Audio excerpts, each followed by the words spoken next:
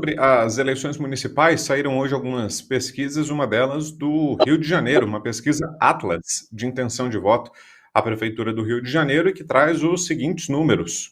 Aquela vantagem que tinha o Eduardo Paes vai caindo e, segundo essa pesquisa Atlas divulgada hoje, o quadro é o seguinte: Paes lidera com 48% das intenções de voto, mas Alexandre Ramagem já tem 32%.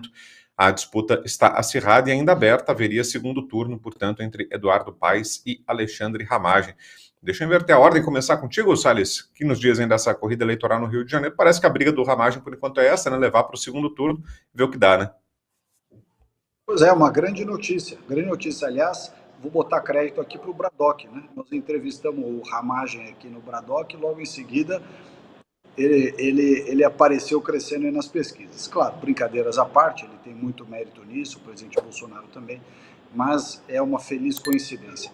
E de fato, é impressionante como o Rio de Janeiro, infelizmente, padece de maus políticos. Né? Eu brinquei aqui no dia do Ramagem que eu lamento, e lamento de verdade, que a capital do Brasil tenha saído do Rio de Janeiro e tenha ido para Brasília, naquela cidade concebida e construída por comunista, e o Rio de Janeiro, que era a nossa corte do império, tenha se tornado uma cidade, sob o ponto de vista de funções institucionais, uma cidade muito esvaziada. É uma cidade das mais belas do mundo, mas consegue a proeza de ter uma das piores políticas públicas, tanto na saúde, na educação, na segurança pública, uma parcela da sociedade que gosta de se dizer para frentex, né, moderninho, mas é o epicentro da promiscuidade, né, do consumo de droga, de uma série de coisas que não prestam. E, principalmente, nesse momento que vive a crise carioca, precisa ter um cara como o Ramagem para botar ordem naquilo lá. Eu brinquei aquele dia lá que nós estávamos com ele aqui no programa, mas é a lógica, repito sempre, da tolerância zero. Não deve ser fácil, obviamente, você colocar uma política de tolerância zero no Rio de Janeiro, que degringolou de tal sorte que você vê aquilo, você acha que foi ali que inspiraram o Sodoma e Gomorra. Mas o fato é que o Rio de Janeiro hoje precisa de um cara linha dura, que coloque ordem naquilo lá, que prenda político corrupto, que prenda funcionário público corrupto, que prenda guarda civil corrupto, que coloque ordem na cidade, não dá mais. Ali tem que ser uma política de tolerância zero. E eu tenho certeza que dentre as oportunidades, as alternativas que o Rio de Janeiro teve nos últimos anos, o Ramagem é uma grande alternativa. Tem uma boa candidata lá do Partido Novo, a Carol Esponza, que também tem dado a sua contribuição. Quero fazer aqui um registro, porque ela, inclusive, outro dia pediu aqui para ser nossa entrevistada aqui no Braddock Show, e nós vamos ver aqui se é o caso conseguir um espacinho para entrevistá-la. Mas o Ramagem merece todo o nosso apoio, todo o nosso respeito. Parabéns para ele, que conseguiu melhorar substancialmente aí na campanha. Fala, Consta. O Ramagem é um candidato sério, preparado e com essas características necessárias para uma guinada no Rio de Janeiro que, cá entre nós, cada vez mais, assim, né, o carioca joga a toalha e desiste, perde a esperança.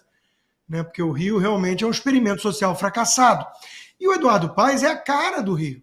É a cara dessa malandragem, né, dessa coisa que o resto do Brasil olha com um certo desprezo. E com toda razão. Não é o que o Rio tem de melhor a oferecer, esse estilo malandro de ser, né? Você acha o Zé Carioca. Então, o Eduardo Paes, de novo, tem a máquina, tem o sistema, usa isso muito bem a seu favor, projeta uma imagem de trabalhador, gestor eficiente, que para pessoas mais desprovidas do filtro ético, fala, tá bom, tá funcionando, mais ou menos, vamos. E não está funcionando bem. Né? Então, o Ramagem, sem dúvida, seria uma guinada na direção certa. Que bom que a gente fez uma boa entrevista aqui com ele e que está com chance aí de ir para um segundo turno poder se apresentar melhor e tudo mais. A família Bolsonaro, né, os filhos principalmente, do Jair, estão mergulhando de cabeça na campanha do Ramagem. O Pablo Marçal, na entrevista que fizemos com ele aqui também, essa semana agora, declarou abertamente apoio ao Ramagem, disse que vai ajudá-lo na campanha e tudo. O que muita gente está sentindo falta é do Silas Malafaia, que tem uma bazuca, né, um público grande, tudo, e não aparece defendendo o Ramagem, se esquiva, dizendo que não apoia ninguém no primeiro turno. Mas em São Paulo não está bem assim. Em São Paulo ele está tomando partido, né? E ele foi visto aí recentemente num evento ao lado do Eduardo Paes. Então fica uma cobrança no ar, né? Silas Malafaia, né? Também entrevistamos ele aqui, né? Por que não está dando um apoio àquele que, obviamente, é um candidato melhor, mais preparado, mais alinhado com as questões da direita, né? No Rio de Janeiro? Fica devendo essa, né? Faz falta esse apoio. Ô Salles, também sobre a eleição municipal, acho que um outro ponto importante a destacar, por outro lado, é o fracasso da esquerda, né? Em 2020, o próprio PT teve o seu pior desempenho histórico nas disputas por prefeituras, menor número da história, e esse ano também, né? Em várias cidades importantes não tem candidatura forte. Aqui em São Paulo, por exemplo, teve que recorrer ao Guilherme Boulos, não tem nenhuma garantia, aliás, de que vai ganhar, pelo contrário, não é o favorito no momento. E o presidente Lula não participando das campanhas, né? Ao contrário do ex-presidente Bolsonaro, que estava em Santa Catarina semana passada, esteve antes no Maranhão, apoiando os seus candidatos nas respectivas cidades, tanto a prefeituras quanto a câmaras de vereadores. Lula não aparece e o PT correndo risco de sofrer mais uma lavada nessas eleições, né, Salles? Pois é, bom, eu faço menção até à entrevista que o Zé Dirceu concedeu à Mônica Bergamo na Folha, em que ele diz o antipetismo da sociedade veio para ficar. E por que o antipetismo veio para ficar? Porque depois de muitas ilusões e algumas enganações, aí, eleição após eleição, finalmente a sociedade brasileira enxergou o que é o petismo, o que é o lulismo. É um estelionato eleitoral, gente incompetente, corrupta, né, que defende o que há de mais atrasado no planeta e que usa a sociedade para fazer demagogia. Todos os lugares do Brasil onde essa turma prevaleceu, sob o ponto de vista de eleição, a sociedade pagou um preço caro. Aliás, o próprio país, se você considerar que quando a Dilma Rousseff saiu do governo, o Brasil estava ferrado, arrebentado. E o governo Lula, nesse momento, está entregando o país, ou está colocando o país, já destruiu tudo que de bom foi feito no governo Bolsonaro, e agora está entregando para o país o que há de pior. Todo mundo percebe isso. As eleições municipais, o Lula não consegue ir a campanha nenhuma, o Lula não consegue ir nenhum discurso. O Bolsonaro roda o Brasil, é ovacionado, é paparicado, o pessoal tira foto com ele no avião. Vai ver se a turma do PT consegue fazer minimamente uma agenda como essa, Brasil afora. Não consegue. Bom, e olha, sobre as eleições aqui em São Paulo, uma cena desse final de semana foi a seguinte: um candidato a vereador do PL, Adam Mamari, assoprou farinha no rosto de Guilherme Boulos. Isso aconteceu durante um ato de campanha do psolista neste domingo. O vídeo foi postado pelo candidato nas redes sociais e possivelmente é uma associação às falas do candidato Pablo Marçal, que tem associado Guilherme Boulos ao consumo de cocaína, chamou Boulos, por exemplo, de cheirador de farinha, né, comedor de açúcar, cheirador de farinha, e aí teve esse gesto. Ontem, na campanha do Guilherme Boulos, o adversário dele, candidato a vereador do PL, assoprou farinha no rosto do Guilherme Boulos. Que achou em constar? Que acha de situações como essa, desse gesto do vereador? Vamos lá, Brown. Eu, no 4x4 desse domingo, indiquei como livro da resenha cultural O Mito do Eleitor Racional. Tem muita gente, muito liberal, amigo meu, inclusive, tudo, que gostaria que fosse assim, ou que acredita que é, ou deveria ser, assim a eleição. Cada candidato apresenta seu projeto de governo, diz exatamente o que vai fazer em cada área-chave. Cada eleitor racional analisa, filtra, reflete e toma a melhor decisão e vota. Seria bonito, né? Mas não é. Então, por exemplo, contra a máquina do Eduardo Paes, como é que você faz? O Ramagem ensaiou até umas dancinhas aí com o Flávio Bolsonaro, cá entre nós, não ficou legal, porque não combina, né, com o personagem e tudo. O Marçal adotou lá a estratégia dele, chamou a atenção, chacoalhou o circo, agora confessou aqui no nosso programa, na entrevista, que está alterando o arquétipo, que está mudando de postura, porque aquele objetivo já teria sido atingido. Então, o que eu estou querendo dizer é o seguinte: candidatos como Adam Mamari, que já participou algumas vezes aqui com a gente do Braddock, não são conhecidos, não tem máquina, não tem pastor por trás, não tem esquerdista global por trás. Não sei o quê. O cara vai tentar chamar atenção fazendo um negócio desses. Desde a época do Mamãe Chorei lá, que isso foi uma estratégia bem sucedida para ser eleito, por um nicho. Né? Eu lembro até que tinha o. Como é que era? O privatizador? Como é que era, Salles? O raio privatizador. O raio privatizador. Aquele era muito engraçado, né? O cara era um raio privatizador. É meio caricato, né? A gente acha graça. Mas às vezes o cara chama a atenção dele e é eleito por um nicho. Então, o que eu estou querendo dizer é isso, Brown. Cada um usa as armas que tem. Eu não acho necessariamente bonito, eu não acho legal a provocação por si só, mas eu gosto que a direita esteja mais aguerrida e disposta a sacudir comunista. Porque se você for na TV Cultura, a Vera Magalhães, respeitada jornalista, vai ter ao lado dela na bancada o Sakamoto para fazer entrevista de candidato de São Paulo. E aí o problema, de repente, é o Marçal. Não, a postura do Marçal não é condizente, é um moleque. Aí vem até o Bolsonaro, para minha decepção. Não, o Datena... Pô, relativizar o que o Datena fez, o Datena ligar agradecendo, o Bolsonaro tinha que sentir vergonha disso. Virar público e falar, não quero que o Datena me agradeça. Me arrependi, mandei mal. O teste é esse.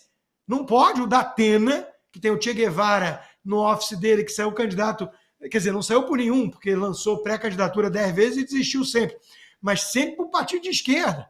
Não pode esse cara, né, se aproximar de você, e o problema, de repente, ser o Marçal, por causa do estilo. O problema é o Boulos. O Boulos ser candidato, o cara é invasor de propriedade, o cara joga coquetel molotov na Fiesp.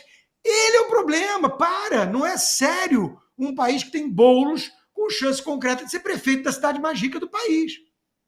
Então, Então, o Adam Amari provocar e tudo, é o estilo dele, eu não faria, não é minha personalidade, meu estilo, meu perfil, mas eu entendo nessa luta por holofotes e espaço. Agora, vamos lá. Quanto à essência da questão.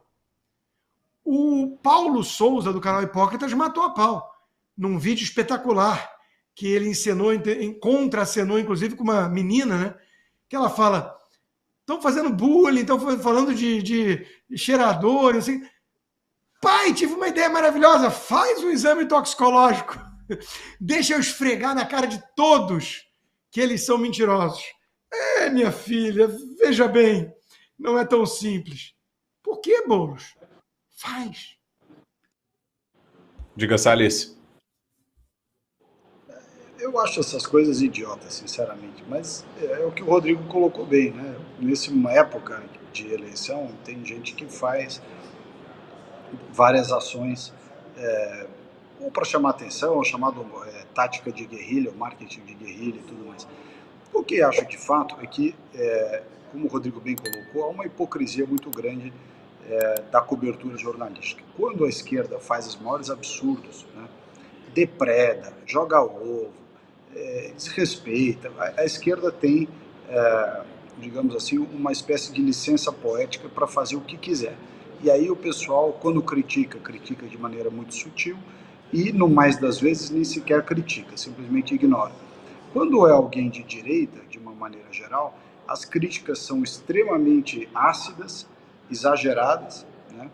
e cobra-se das pessoas da direita uma régua de postura ou de posicionamentos que não se cobra da esquerda. Mas, de qualquer forma, eu Ricardo Salles, acho esse tipo de coisa meio circense, eu não concordo.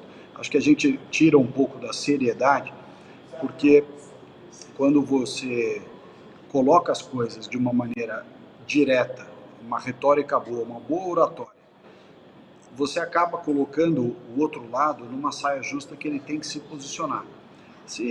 Mas isso para o nosso debate aqui, né, que é um ambiente de um nível mais alto, em que há espaço para o debate de ideias e tudo mais. Como o Rodrigo bem colocou, também não podemos descambar para uma visão purista ou academicista, que muitas vezes acomete o pessoal da direita liberal, sobretudo do pessoal mais das altas classes urbanas, que também é um mimimi de que você não pode fazer brincadeira nenhuma, não pode falar palavrão, não pode não sei o quê. Quer dizer, é um negócio também meio ridículo, né? A pessoa se comporta como se fosse um duelo né, da época do rei Luís XV, sujeito com um sapatinho de verniz, um lencinho na mão e diz "Angard", aí vai para o debate. É ridículo. Então, tem que ter um equilíbrio. Isso eu acho que muitas vezes você não pode transpor um certo limite para se tornar caricato, que aí você, por um lado, pode até chamar a atenção, mas você perde credibilidade, perde respeitabilidade. Vamos falar de um personagem da esquerda, André Janones. A informação é que ele se tornou um problema para aliados devido às suas declarações e atitudes polêmicas. Sua presença tem gerado desconforto e debates internos no grupo político. Para o PT, em particular, o parceiro da última eleição transformou-se em um aliado incômodo. A oposição cobra com insistência declarações e atitudes tão veementes quanto as da época em que o partido atacou as suspeitas de rachadinha do senador Flávio Bolsonaro. Sem muitos argumentos para defender Janones, parlamentares hoje fogem da imprensa quando se toca no nome do deputado. E aí, Consta, virou um braço incômodo ali. Aliás, ele esperava mais, né? Talvez sonhasse até com o ministério no governo Lula, não aconteceu nada disso. Fez a defesa que fez e parece que de graça, né? Não veio troco, né? É uma figura tóxica, né, para essa esquerda, né? Um oportunista. É até triste que a gente tenha que falar dele, né? Porque é uma figura que merecia apenas o desprezo e a indiferença, mas fez um trabalhinho sujo ali, coordenou a campanha nas redes sociais para o Lula, né? Por que ele não foi jogado ainda debaixo do trem, relegado?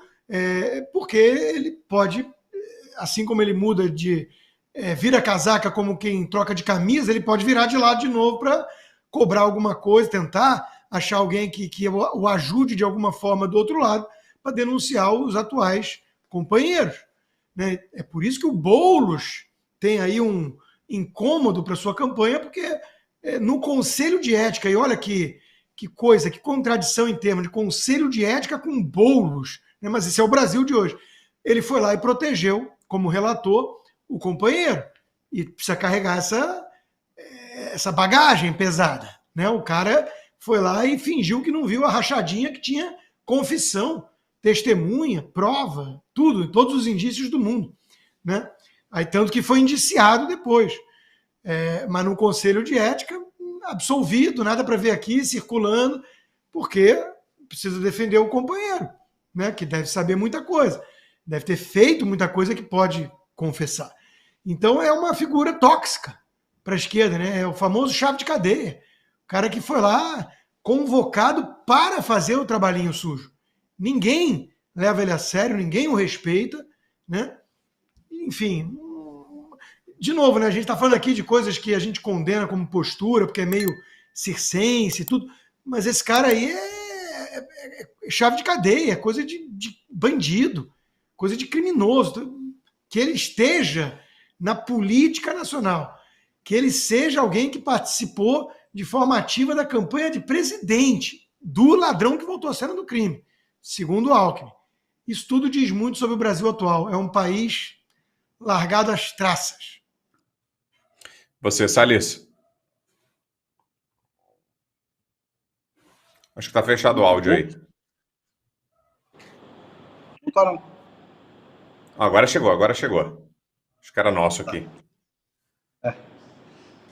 Esse cara é um lixo, né? É uma vergonha o Boulos ter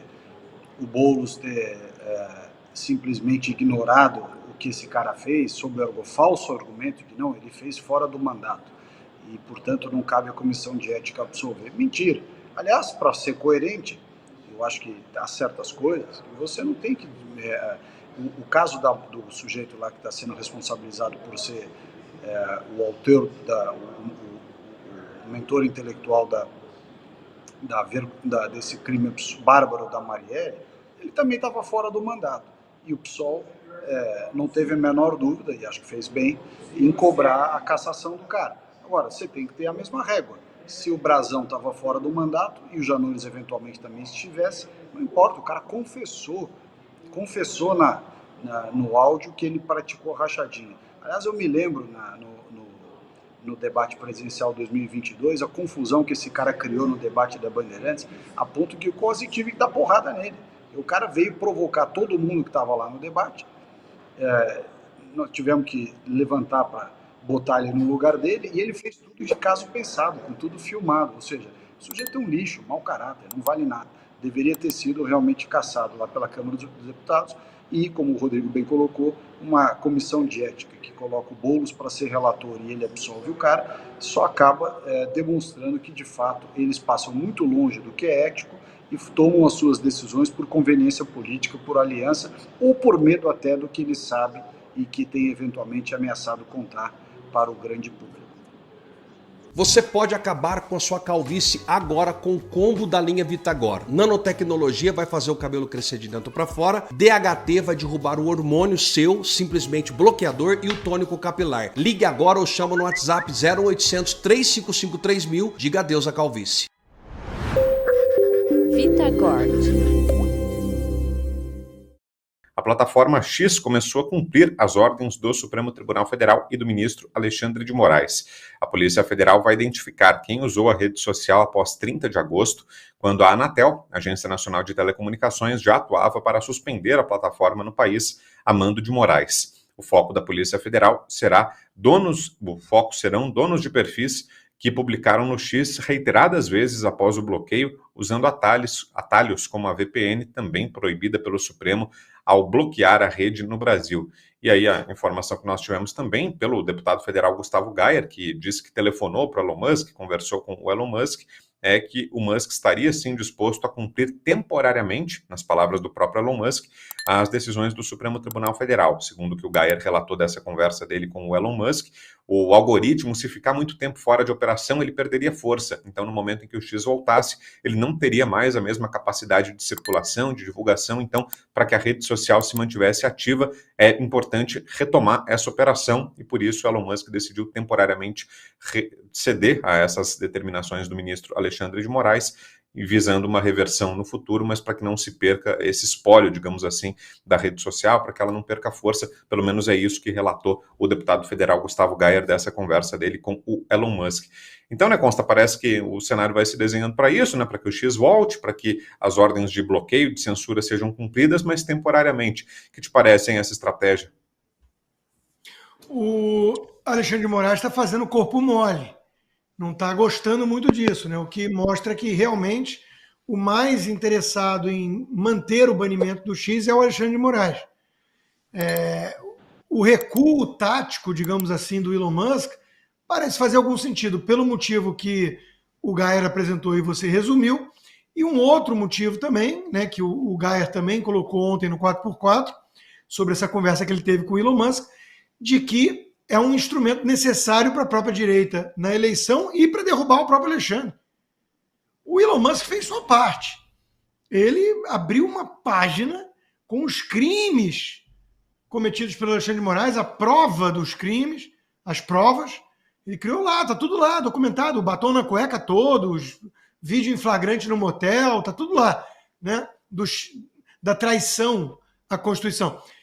Se o Senado brasileiro continuar inoperante, o que o Elon Musk pode fazer? Vamos torcer para um salvador da pátria, um gringo, bilionário, herói? O Brasil tem que assumir as rédeas do próprio destino, né? Ele fez o que podia. Eu acho que é uma questão tática, sim, de permitir a volta do X nesse sentido. Esse embate não é uma questão de Alexandre de Moraes versus Elon Musk, é muito mais profundo que isso. São grupos que buscam a censura no mundo, grupos de esquerda, globalistas, comunistas, China, Rússia, Irã, Venezuela, Lula, Partido Democrata Americano, e do outro lado, defensores da liberdade.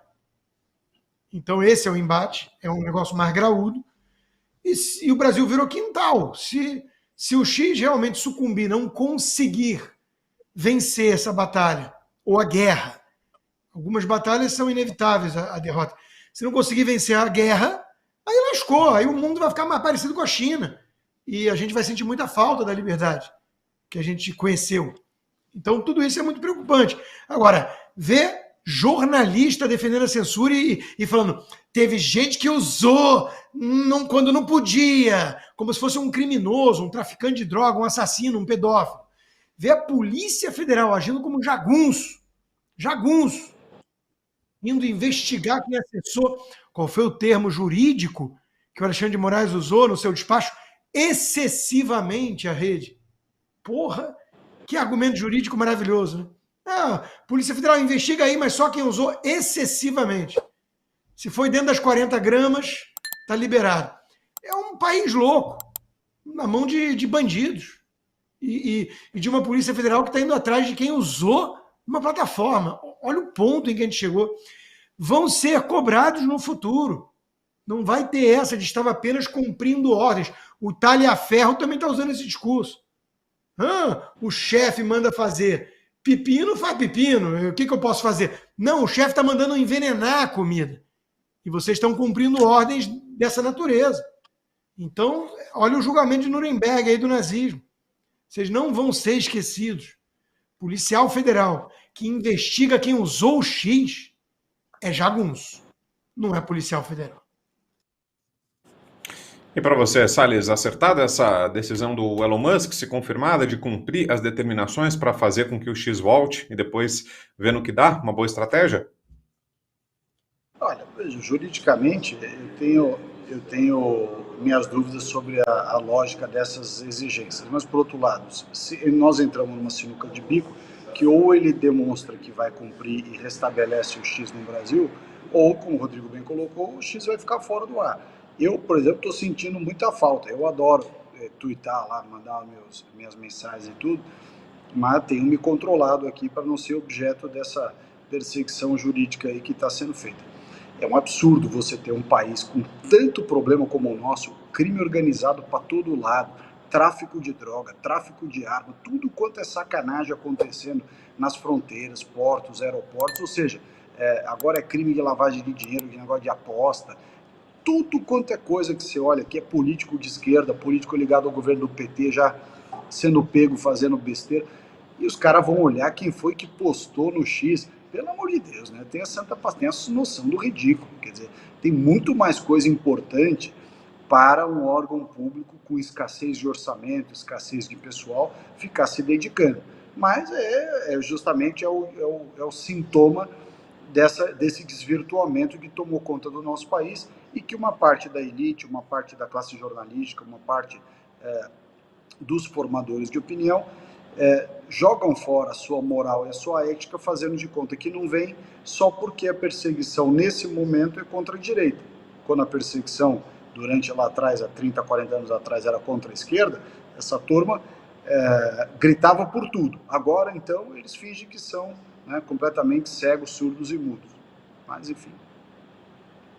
Ô Constance, será que nesse cálculo do Elon Musk de retirar o time de campo temporariamente, esperar uma mudança de cenário para tentar fazer essa derrubada das ordens ilegais aqui no Brasil, tem também o componente da eleição americana? Será que tem aí uma aposta também na vitória do Donald Trump nos Estados Unidos? E se tiver, você acha que haveria essa influência mesmo? Isso impactaria o nosso cenário por aqui, se o Trump vencer a eleição? Sem dúvida. Isso é uma cartada fundamental nessa guerra. Volto a repetir. O povo brasileiro tem que se libertar. É só o povo brasileiro que pode se libertar. Mas a ajuda da cavalaria é boa, né? Então, a vitória do Trump e a sua volta à Casa Branca, se acontecer, é uma das mexidas nesse tabuleiro mais importantes e que vai, sim, assustar esses autoritários censores. Veja como é que o Lewandowski já reagiu a tentativa aí de alguns congressistas republicanos de falar em revogar o visto desses censores nos Estados Unidos. Inaceitável! Empresa de fora tem que respeitar as leis do país. Sim, o Elon Musk estava respeitando. O problema foi justamente que ele falou, a lei viola a lei. Eu não vou desobedecer a lei porque o ministro Alexandre está pedindo. O ministro Alexandre não é sinônimo da lei no Brasil. Eu sei que tem gente que acha que é. O Reinaldo Azevedo e companhia, né, que muda de opinião de acordo com, enfim, com a ocasião. Mas existem leis no país que o STF não está cumprindo. Esse é o cerne da questão. Mas o Lewandowski foi incomodado. Começa a incomodar, né? Imagina o Barroso não poder vir aqui para Key Biscayne, para aquele belíssimo apartamento de milhões de dólares, e ter que se contentar com Caracas, Havana. Varadeiro é bonitinho, mas é Varadeiro, é Cuba, né? Vai ter que ir lá para Cuba que lhe pariu, porque aqui vai ficar difícil. Então, o Trump voltando à Casa Branca, o Elon Musk participando do governo. É óbvio, Brown, que a chapa vai esquentar para esse pessoal. É óbvio. Contamos com isso, precisamos disso, mas volto a repetir, é o povo brasileiro que tem que se libertar em essência. O governo do presidente argentino Javier Milei iniciou uma ofensiva diplomática que tem como objetivo cercar a Venezuela de Nicolás Maduro em foros regionais. No cenário mais otimista traçado pelos argentinos, a ideia é expulsar o país do Consenso de Brasília, criado ano passado por iniciativa do Brasil e da Comunidade de Estados Latino-Americanos e Caribenhos, CELAC. O plano da Casa Rosada é conseguir que o consenso formado por todos os países da América do Sul incorpore uma cláusula democrática e, com base nessa cláusula, a Venezuela seja obrigada a sair do grupo. Começo contigo, Salles. O que está achando dessas medidas todas do governo Milei, que é quem está encabeçando, né, essa reação internacional à Venezuela, dando uma aula, inclusive, para a diplomacia brasileira, conduzindo esse posicionamento mais firme em reconhecimento à vitória do Edmundo Gonzalez, declarando que foi fraudada a alegação de vitória do Nicolás Maduro. A Argentina está sendo uma voz importante nesse processo. O que está achando, Salles? Olha, Brown, em primeiro lugar, não posso deixar de fazer um comentário aqui. Olha o nível que o Brasil chegou. Nós temos aqui no Braddock Show uma empresa especializada em brasileiros que querem pedir asilo no exterior por perseguição política, ou seja, nós estamos ferrados mesmo nesse país, né? Quer dizer, quem acha que está tudo bem, nós que temos uma democracia, como é que é a frase, Rodrigo? Pujante. Inabalada, democracia inabalada, né? Nós estamos fodidos mesmo, esse país realmente chegou no fundo do poço. Agora, com relação ao Milei, ele é a esperança da América Latina, um cara que tem dado economicamente uma boa lição de como tentar consertar um país há 70, 80 anos, não sei se é 70, 80 anos, na mão daquela visão peronista de Estado. Ele próprio é uma pessoa que acredita muito na liberdade, tem lá suas excentricidades, mas chega até a ser engraçado em muita coisa, mas ele é muito coerente nas coisas que ele defende sob o ponto de vista da liberdade, tanto econômica quanto liberdades individuais. E é preciso que uma pessoa da importância do Milei, pela representatividade que tem por representar o país, né, o chefe de Estado da Argentina, coloque um freio, já que o Brasil vergonhosamente não se posiciona, continua fazendo de conta que não está vendo a quantidade de crimes, assassinatos, perseguições, expropriações, ou seja, a ditadura da Venezuela hoje é uma ditadura sangrenta, criminosa, ordinária, e o Brasil está se fazendo de desentendido pela conivência política que o Lula, a esquerda e o Celso Amorim têm com o Nicolás Maduro. Então, espero que essa atitude, essa sugestão, esse esforço do Javier Milei seja bem sucedido e seja seguido de outros países, inclusive aquele de esquerda lá, o Boric do Chile, que deu uma lição de moral aí com relação ao assunto da Venezuela. Espero que vários chefes de Estado se unam para, de fato, começarem a colocar a Venezuela numa situação de mais desconforto. Eu acho que a situação da Venezuela não se resolve de forma pacífica. Ali, infelizmente, vai ter que ser na bala mesmo. Fala, Consta.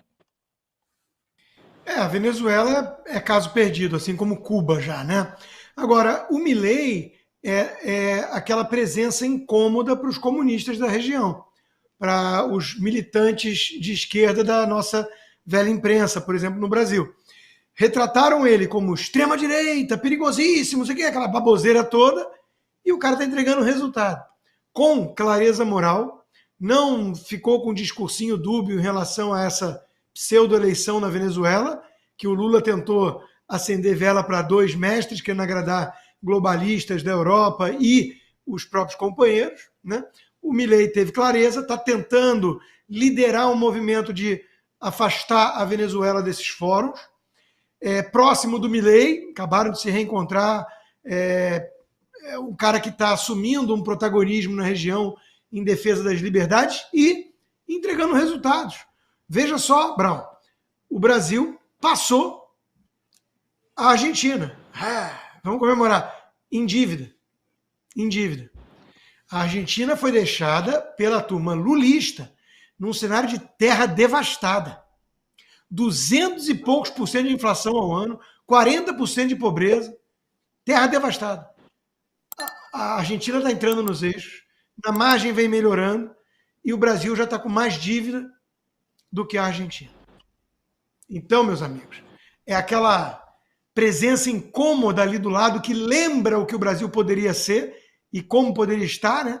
E que lembra que você é uma porcaria, é um espelho diante de uma mocreia, né?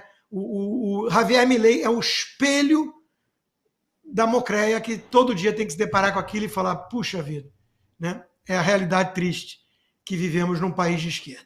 Então, parabéns aos argentinos, finalmente, parabéns a Javier Milei, que está fazendo esse esforço para dar uma guinada num país que tinha sido destruído pela esquerda lulista, e que vergonha dos nossos militantes de redação no Brasil, que ficavam fazendo profecias catastrofistas em vez de olhar para o próprio quintal que estava voltando à cena do crime.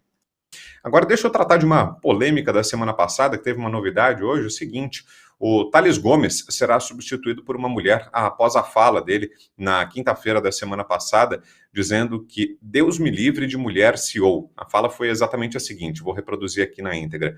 Deus me livre de mulher CEO, salvo raras exceções. Eu, particularmente, só conheço duas. Essa mulher vai passar por um processo de masculinização que invariavelmente vai colocar meu lar em quarto plano, eu em terceiro plano e meus filhos em segundo plano. O empresário disse ainda que o cargo não é o melhor uso da energia feminina e que o maior benefício de uma mulher seria no lar e na família. A G4 Educação, a startup de educação de negócios, anunciou que Thales Gomes renunciou ao cargo de CEO e presidente do conselho da empresa e que o executivo será substituído agora por Maria Isabel Antonini, sócia e atual diretora financeira da companhia. Para a gente fechar o programa de hoje, então, Consta e Salles, queria ouvi-los sobre essa declaração, esse caso que gerou muita polêmica. Começando contigo, Consta. Antes de eu falar desse caso, que eu vi que nos grupos que eu participo dominou o assunto, deixa eu mandar um abraço aí para a turma de Sorriso, primeiro PIB, né, de agronegócio no Brasil, e Campo Novo de Parecis, e dizer o seguinte: nessas duas importantes cidades, temos aí candidatos contra o sistema, remando contra o sistema para defender o agro no ambiente comunista. Então, o próprio Manuel aí me lembrou disso, né? Fica aqui meu abraço a esses candidatos e boa sorte a vocês. Quanto à fala do Thales, uma fala infeliz? Provavelmente. Preconceituosa? Talvez. Mas a gente pode argumentar o seguinte: primeiro, dentro de uma visão de tradição e de teoria dos grandes números, não é para qualquer um ser CEO. Quando a gente fala assim, 90 e poucos por cento dos CEOs são homens, eu conheço muitos CEOs, são pessoas muito ambiciosas, que sacrificam muitas coisas para chegar lá e se manter lá. Para começo de conversa, às vezes, a família, como pai, né? São pessoas com um drive muito claro e bem definido. O cara tem todo o direito de virar e falar: eu não quero esse perfil para ser a minha mulher. Eu tenho outra visão de mulher, uma mãe, uma pessoa mais maternal, uma pessoa que vai ser uma boa mãe e tudo. Eu valorizo isso. Ele poderia colocar de outra forma, né? Eu entendo que tem mulher que se incomodou, falando assim: olha, eu conheço CEOs que são boas mães e tudo. É difícil conciliar? Pô, é difícil para burro. Mas também é difícil ser pai e mãe, né? Pai, agora não mais, graças a Deus, né? Mas dá trabalho. Então eu entendo. E tem uma visão complementar, milenar, do pai e da mãe, o homem e mulher, protetor, provedor, e o afeto e o cuidado. Tudo isso tem gente que tem essa visão, que alguns reputam como preconceituosa, reacionária e tudo, mas é o que fez a humanidade chegar aqui. Agora está meio esquisito. Agora tem essa coisa aí do STF discutir se mãe é um termo ofensivo. Então, estamos indo para o admirável mundo novo de Huxley. A coisa está esquisita. Então, eu entendo o apego a um resgate de um passado e tudo, eu entendo. Mas também entendo quem se sentiu incomodada com isso. Tem mulheres que eu conheço que são porretas, raladoras, trabalhadoras e são boas mães. Então, é difícil rotular. Agora, dito isso, o cara ser cancelado e tudo, aí vem o sistema, aí vem o peso da agenda woke, queiram ou não. A Helena Ranaldi, a atriz da Globo, resgataram isso. Outro dia ela falou: eu prefiro um homem mais afeminado. Ela não quer o estereótipo do machão. Tem um monte de mulher que falaria isso, aliás, quase todas as feministas. E elas gostam desse tipo de homem até a página 3, mas tudo bem. É um direito delas. Eu não quero o homem tradicional, aquela imagem do homem. Eu quero um homem afeminado. Quero casar com o Justin Trudeau, o Macron, tudo bem. Agora, elas podem dar uma opinião dessas. E o homem não pode dar uma opinião que não quer uma mulher com perfil de CEO. Então, o problema talvez esteja aí, né? No excesso de afetação e histeria e cancelamento. Agora, cada um é livre para pensar o que quiser quanto a isso. A fala talvez tenha sido colocada de uma forma inadequada, é o máximo que eu posso dizer, né? E menos mimimi.